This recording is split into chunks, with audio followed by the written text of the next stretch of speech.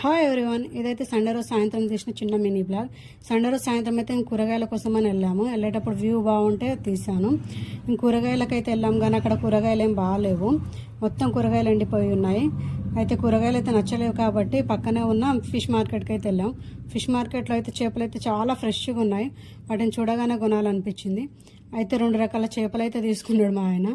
కనబడుతున్నాయిగా మన సైడ్ కూరగాయలు ఎలా అమ్ముతారో అలా బండ్ల పైన పెట్టేసి చేపలను అయితే అమ్ముతారు. ఇక్కడ ఆటోలలో చాలా రకాల చేపలు ఉంటాయి. ఇందులో ఒక రకమైతే నేను తీసుకున్నది. దీంతో అయితే ఈరోజు ఫిష్ ఫ్రై చేసాం.